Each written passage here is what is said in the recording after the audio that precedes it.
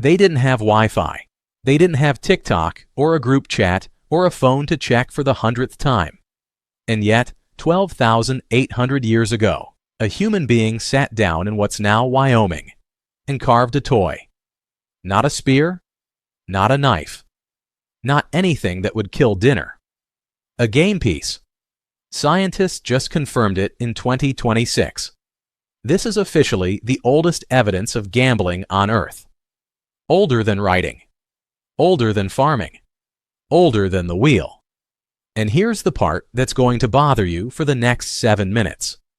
Archaeologists say this object was the only decorated, artistic thing they found at the entire site. Everything else these people made was pure survival.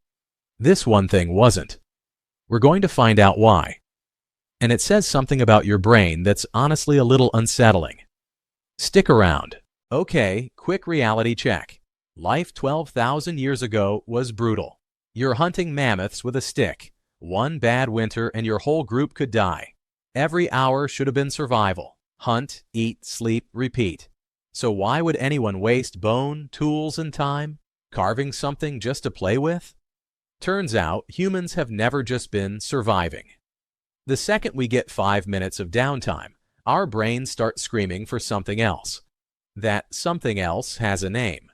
Psychologists call it boredom, and it's older, way older, than any of us assumed. But here's where it gets interesting. The story doesn't start in Wyoming. It goes back even further, almost 60,000 years further. Rewind to Blombos Cave, South Africa, roughly 73,000 years ago. Researchers found a small stone flake with a deliberate cross-hatch pattern scratched into it with an ochre crayon. On purpose. With intent.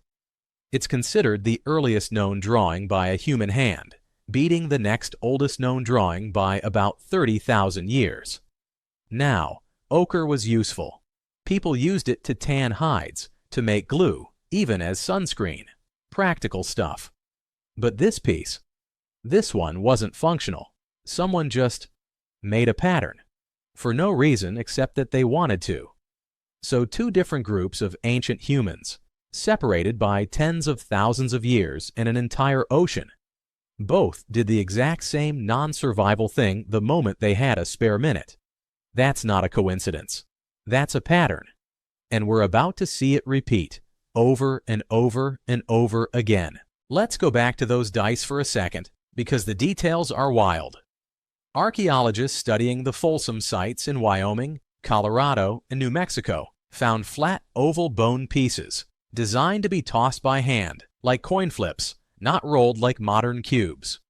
Researchers call them binary lots. At one site alone, Lindenmeyer in Colorado, they found 15 of these things. 15. That's not one bored guy. That's a group activity. That's people gathering around and playing a game, together, on purpose, over and over. And remember, this predates the next oldest confirmed dice from Mesopotamia by more than 6,000 years.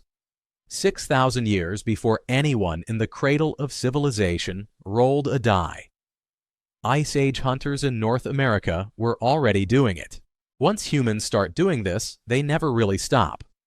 Ancient Egypt, the game senet, board pieces found in tombs dating back before 3000 BC.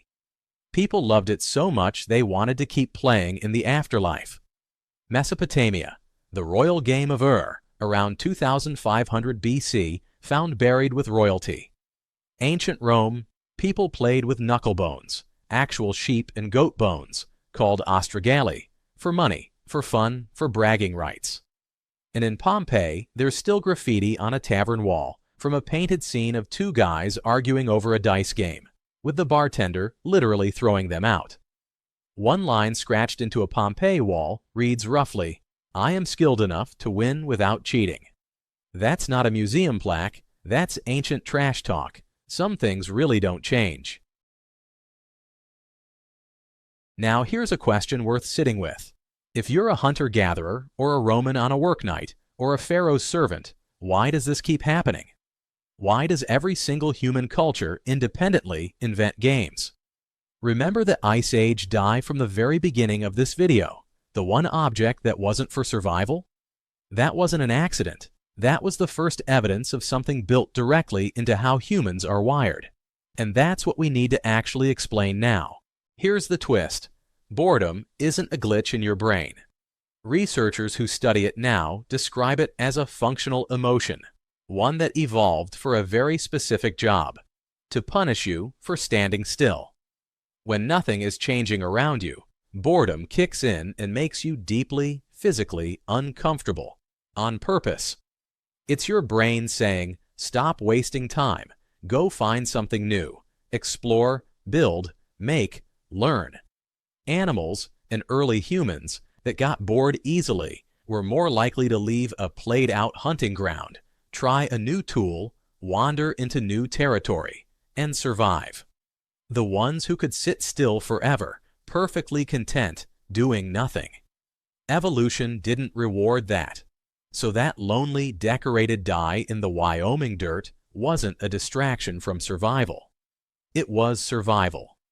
Boredom is the reason those hunters got up, got creative, and kept their minds sharp enough to make it through the next ice age winter. The species that gets bored easily is the species that adapts. That's us. So here's the one-line version. Humans didn't invent games to escape boredom. Boredom is what invented humans, at least the curious, restless, world-conquering version of us. And next time you're bored out of your mind, reaching for your phone for the 5th time in 10 minutes, you're not being lazy. You're doing exactly what a hunter in Ice Age Wyoming did 12,800 years ago, holding 2 carved bones, waiting for something, anything, to happen. Same brain, same itch, different bones. If this messed with your head a little, hit subscribe. I dig up stuff like this every week. Drop a comment telling me what you'd have invented if you were bored 12,000 years ago. And if you want the next rabbit hole, go watch this one next.